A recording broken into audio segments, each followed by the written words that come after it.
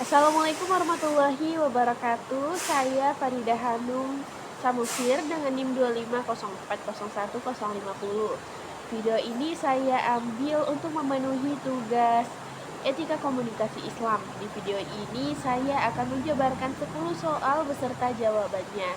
Soal yang pertama yaitu bagaimana apabila kita dihadapkan pada sebuah kondisi di mana seorang mahasiswa menemukan sebuah video yang berisi tuduhan terhadap seorang ulama dan kemudian langsung menyebarkannya tanpa melakukan verifikasi terlebih dahulu dengan tujuan agar masyarakat mengetahui hal tersebut. Nah, jawabannya adalah apabila terjadi hal sedemikian, maka mahasiswa tersebut telah melanggar yang namanya etika komunikasi Islam. Mengapa demikian? Karena etika komunikasi Islam menekankan prinsip tabayun, di mana seseorang harus menelusuri terlebih dahulu kebenaran dari sebuah informasi sebelum menyebarkannya. Mengapa perlu melakukan verifikasi? Hal ini gunanya untuk meminimalisir kebohongan, kemudian penyebaran hoaks, dan mencegah terjadinya fitnah sehingga tidak ada pihak yang terzalimi.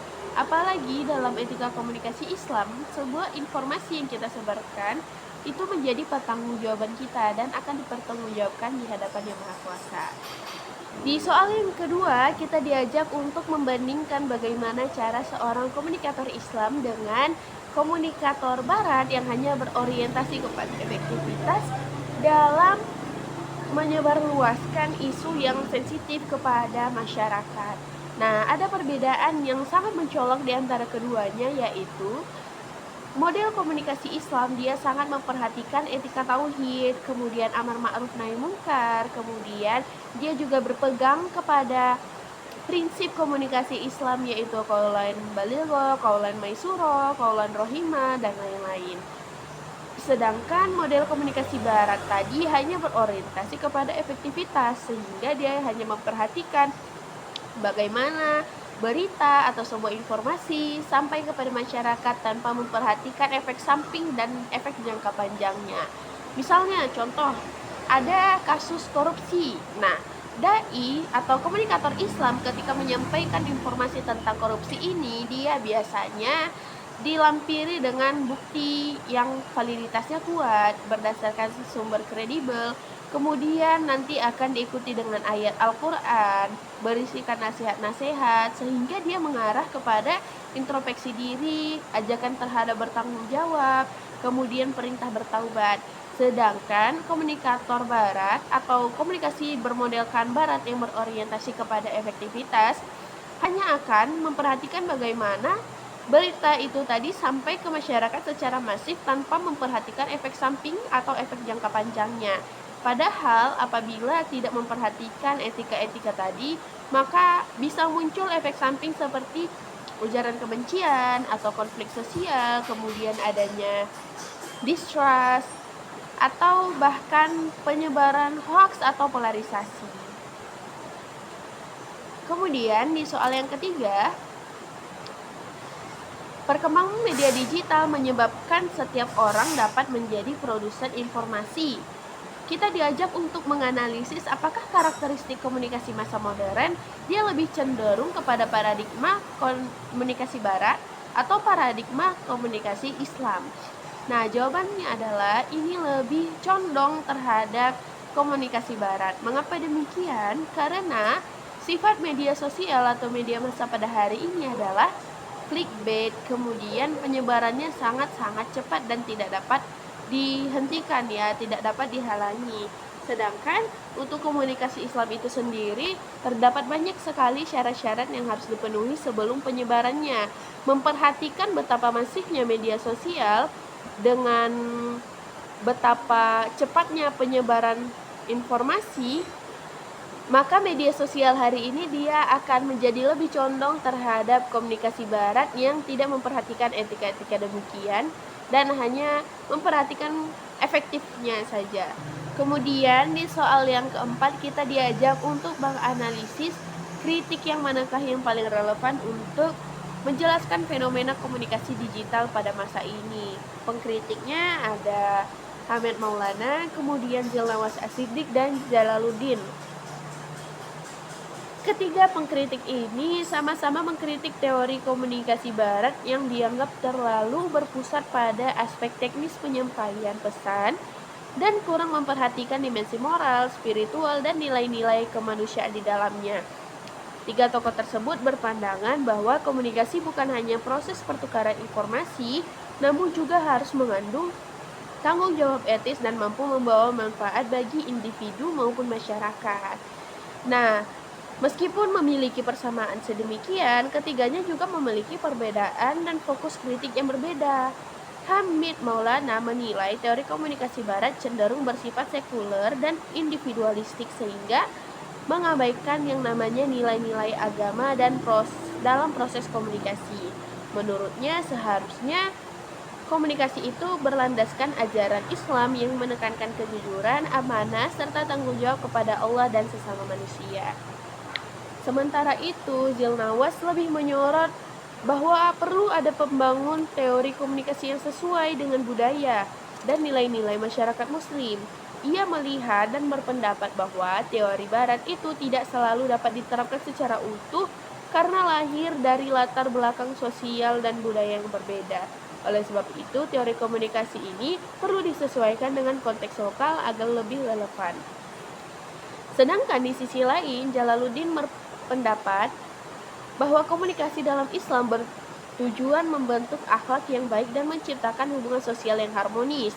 Ketika dikaitkan dengan komunikasi-komunikasi Al-Quran seperti kejujuran, tabayun, saling menghormati, dan penyampaian pesan yang bijaksana, bagi beliau keberhasilan komunikasi tidak hanya diukur dari efektivitas penyampaian pesan, namun juga dari dampak positif yang ditimbulkannya. Jadi, menurut saya sendiri, kritik yang hari ini paling relevan adalah kritik dari Jalaluddin, yaitu menjelaskan fenomena komunikasi digital saat ini. Alasannya, media sosial dan platform digital sering menjadi tempat penyebaran hoaks, ujaran kebencian, fitnah, serta informasi yang belum tentu benar. Dalam kondisi seperti ini, konsep tabayun itu sangat diperlukan karena kita membutuhkan kejujuran, etika berbicara, kemudian tanggung jawab dalam menyampaikan informasi, sehingga nilai-nilai tersebut perlu menjadi pedoman bagi masyarakat agar lebih bijak dalam menggunakan media sosial. Selanjutnya, di soal nomor 5, kita dihadapkan kepada situasi di mana ada sebuah diskusi publik. Kemudian ada perbedaan mazhab di dalamnya. Salah satu narasumber menggunakan kata-kata yang merendahkan kelompok lain sehingga suasana menjadi tidak kondusif.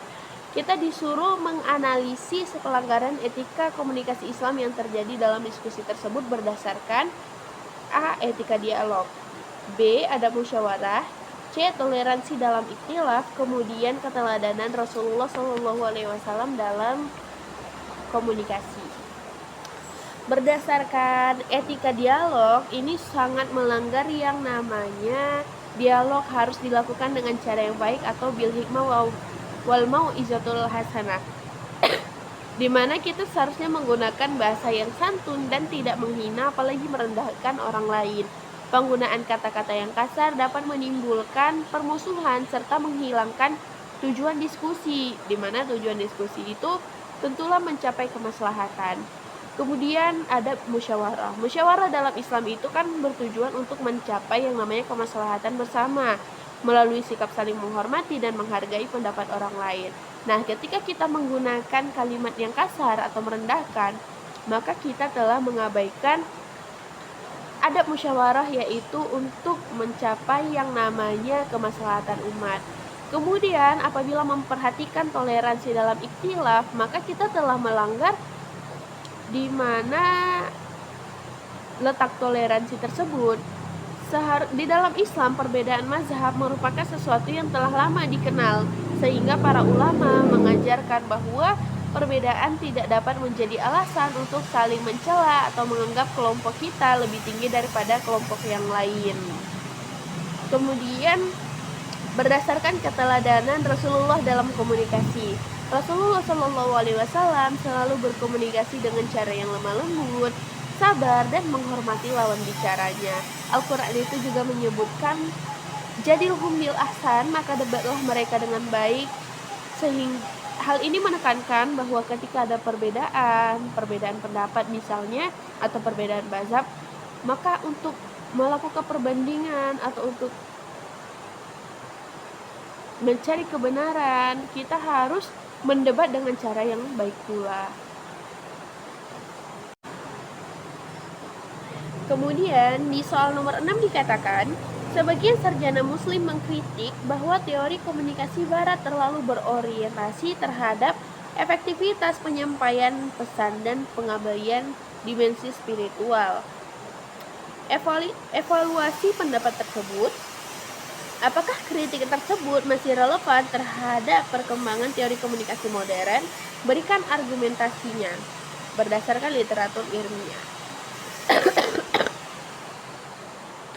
Ketika kita berbicara tentang komunikasi modern, maka kita tidak jauh dari yang namanya media digital atau media sosial. Nah, kritik dari sebagian sarjana muslim yang mengatakan bahwa komunikasi barat hanya berorientasi kepada efektivitas dan mengabaikan nilai-nilai spiritual itu dianggap masih relevan hingga saat ini, karena memang bahkan pada teori-teori klasik komunikasi barat pun mereka hanya memperhatikan proses penyampaian secara efektif dan tidak memperhatikan yang namanya dimensi moral, kemudian spiritual.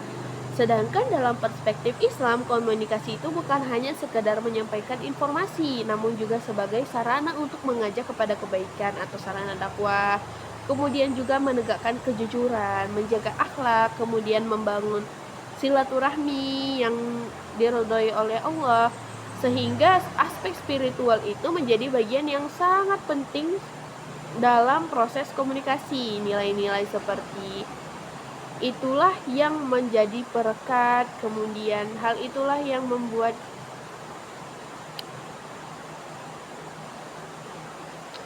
sehingga dengan demikian kritik sarjana muslim hari ini tetap relevan sebagai upaya melengkapi teori komunikasi modern. Komunikasi yang ideal itu bukan hanya dinilai dari keberhasilan penyampaian pesan pada saat ini aja, namun juga memperhatikan bagaimana efek samping dan efek jangka panjangnya. Masuk ke soal nomor 7, media sosial saat ini memberikan kebebasan kepada setiap orang untuk menyampaikan pesan. Evaluasi apakah kebebasan tersebut sudah sejalan dengan prinsip komunikasi Islam, yaitu amanah, siddiq, tabligh, fatonah, dan tabayun.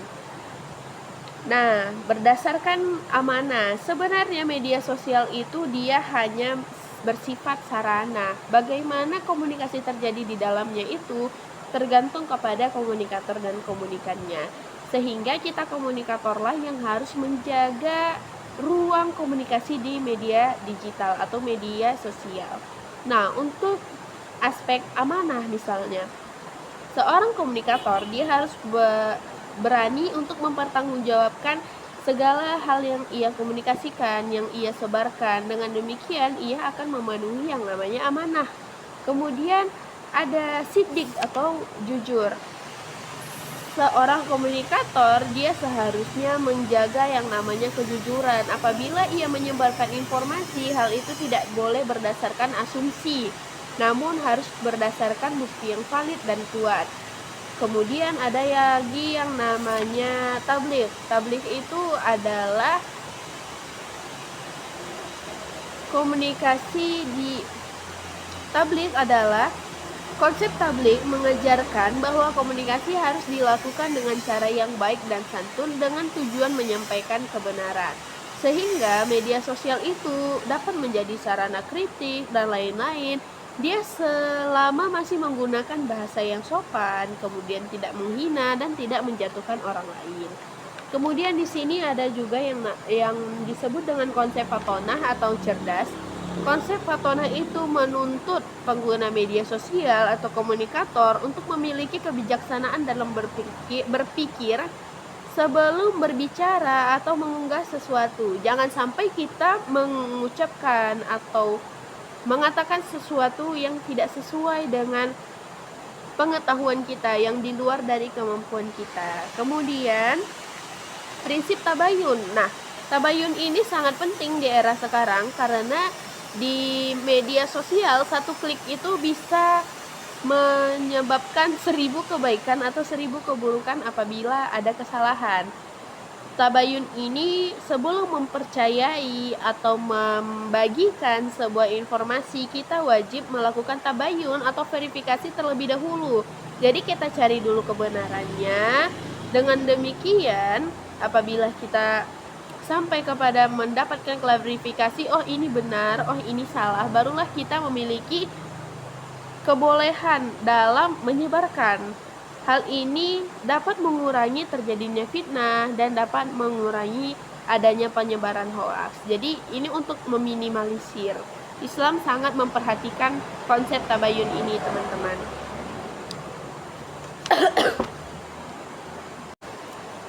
Selanjutnya soal nomor 8. Seorang influencer memperoleh keuntungan finansial dengan menyebarkan informasi yang sebenarnya belum tentu benar.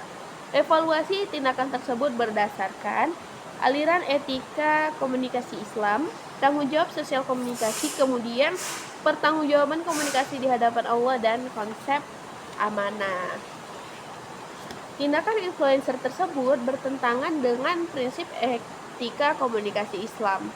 Mengapa demikian? Karena etika komunikasi Islam menekankan bahwa komunikasi bukan untuk memperoleh keuntungan. Nampak kasih tidak? Karena tindakan influencer tersebut bertentangan dengan prinsip etika komunikasi Islam. Mengapa demikian? Karena Islam menekankan bahwa menyebarkan informasi itu bukan hanya untuk mencari keuntungan, namun menekankan kepada menyampaikan kebenaran yang dimana tujuannya itu adalah kemaslahatan bagi umat. Sehingga kita wajib menyebarkan informasi yang akurat. Menyebarkan informasi yang belum pasti kebenarannya merupakan tindakan yang sangat tidak etis dalam etika komunikasi Islam. Kemudian tanggung jawab sosial komunikasi. Ini relevan dengan sikap amanah seorang komunikator, yaitu tanggung jawab sosial. Apabila seorang influencer memiliki pengaruh besar misalnya terhadap masyarakat, sedangkan hal yang dia sebarkan itu belum tentu benar, sehingga dia tidak dapat mempertanggungjawabkan apa yang telah ia sebarkan. Ini dapat menimbulkan penyebaran hoax, kemudian adanya salah paham di tengah masyarakat, yang mana nanti akan menimbulkan hal-hal lain seperti ujaran kebencian dan lain-lain. Karena itu, seharusnya influencer tersebut memastikan bahwa informasi yang ia bagikan itu sudah akurat sehingga tidak menyebabkan kesalahpahaman di antara masyarakat. Kemudian pertanggungjawaban di hadapan Allah Subhanahu wa taala. Dalam Islam, setiap informasi, setiap ucapan akan dimintai pertanggungjawaban oleh Allah Subhanahu wa taala. Oleh karena itu, seorang komunikator harusnya berhati-hati dalam setiap konten yang ia publikasikan. Kemudian dalam konsep amanah, kepercayaan masyarakat merupakan amanah yang harus dijaga. Menyebarkan informasi yang belum tentu benar berarti menyalahgunakan kepercayaan tersebut. Berarti kita sebagai seorang influencer itu tidak amanah begitu. Jadi solusinya bagaimana? Seharusnya influencer tersebut dia memperhatikan tabayun, melakukan tabayun sebelum mengunggah videonya atau mengunggah informasi, kemudian mengutip sumber yang relevan, valid, kemudian kredibel. Apabila sudah terupload nih misalnya, maka dia harus melakukan klarifikasi, menghapus konten tersebut, dan juga meminta maaf apabila memang berita yang ia sampaikan itu belum tentu benar begitu. Seorang influencer itu seharusnya mengutamakan edukasi masyarakat dibandingkan reward atau keuntungan finansial. Selanjutnya soal nomor 9. Menurut sebagian akademisi, teori komunikasi barat tidak sepenuhnya bertentangan dengan komunikasi Islam, karena beberapa konsepnya masih dapat digunakan. Setujukah Anda dengan pendapat tersebut? Saya setuju bahwa komunikasi barat tidak sepenuhnya bertentangan dengan komunikasi Islam. Di Islam sendiri kita sering diajarkan untuk membuang yang buruk dan mengambil kebaikannya, kemudian jadikan itu lebih baik. Maka kita bisa mengambil hal-hal yang baik yang dapat dipertahankan dari model komunikasi barat, kemudian mengadaptasikannya kepada model komunikasi Islam, kemudian memperbaikinya sehingga dapat digunakan untuk model komunikasi kita sehari-hari.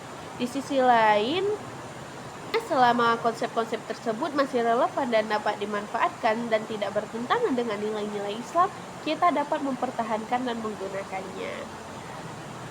Fokus komunikasi barat itu biasanya kepada efektivitas. Nah, sedangkan fokus dari komunikasi Islam memperhatikan efek jangka panjang, moral, dan spiritual. Kita dapat saja mengcombine kedua-duanya sehingga melahirkan sebuah model komunikasi baru yang dia lebih efektif dan tetap memperhatikan nilai-nilai keislaman.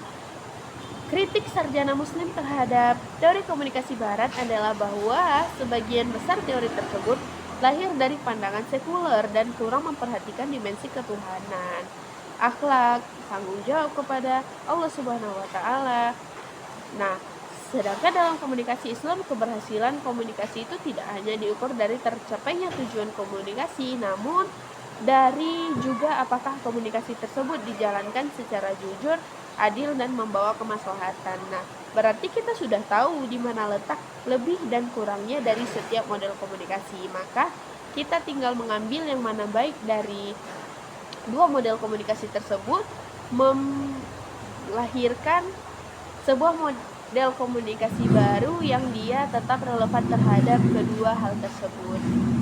Selanjutnya atau soal nomor 10, kita diminta untuk menganalisis satu kasus komunikasi yang tengah viral dalam 6 bulan belakangan. Dalam hal ini saya memilih sebuah tren, yaitu screenshot of chat room atau penyebaran tangkapan layar daripada chat WA yang kemudian dipublikasikan ke media sosial seperti TikTok atau Instagram. Memperhatikan etika komunikasi, hal ini melanggar tujuan utama etika komunikasi Islam, yaitu kemaslahatan, di mana isi dari tangkapan layar tersebut biasanya merupakan hal-hal yang berbau kebencian, kemudian mengandung namanya unsur penghinaan dan lain-lain, sehingga dia menyampingkan prinsip etika komunikasi Islam yang bertujuan terhadap kemaslahatan. Dia juga tidak memperhatikan kaulan layinan, kemudian tidak memperhatikan kaulan ma'rufah dan kaulan sadidan. Kemudian ini juga mengesampingkan prinsip tabayun, di mana tabayun itu berarti harus memiliki sumber yang jelas dan kredibel. Namun biasanya di tren ini pengirim pesan itu dia tidak terpublikasi, sehingga yang dipublikasikan hanya chat-chatnya dan kita tidak dapat melakukan verifikasi apakah hal itu benar atau tidak, karena merupakan room WA, room chat pribadi. Kemudian selanjutnya hal ini juga tidak mempertimbangkan hak privasi, di mana seseorang atau seorang content creator biasanya mengupload tanpa persetujuan dari pihak-pihak terkait. Berdasarkan analisis saya, mengambil kesimpulan di media sosial hari ini sangat-sangat sulit. Kemudian saya juga melihat bahwa perundungan di media sosial, kemudian penyebaran data pribadi atau doxing itu sangat-sangat masif dan bukan terjadi karena masyarakat kita kekurangan akses informasi, namun karena informasi itu justru sangat masif dan tidak dapat lagi dipilah antara yang benar atau tidaknya. Kita di sini kekurangan literasi spiritual dalam berkomunikasi, sehingga seringkali merasa aman ketika melakukan penyebaran data pribadi atau chat room pribadi dalam media digital yang bertentangan langsung terhadap hak korban, kemudian etika komunikasi itu sendiri. Pelajaran berharga yang dapat saya ambil adalah pentingnya mempraktikkan rem digital sebelum beraksi. Mengkritik kesalahan seseorang atau menyebarkan sesuatu itu boleh selagi ada izin dari kedua belah pihak. Kemudian kita juga seharusnya lebih memperhatikan etika komunikasi Islam, efek jangka panjang, kemudian memperhatikan juga amar ma'ruf nahi mungkar. Karena ketika sebuah kritik berubah menjadi makian massal, pembongkaran privasi, maka itu bukan lagi sebuah kritik namun adalah bullying. Rampung sudah 10 soal beserta jawabannya saya jabarkan. Terima kasih telah mendengarkan sampai akhir. Demikian, saya Farida Hanum pamit undur diri. Wassalamualaikum warahmatullahi wabarakatuh.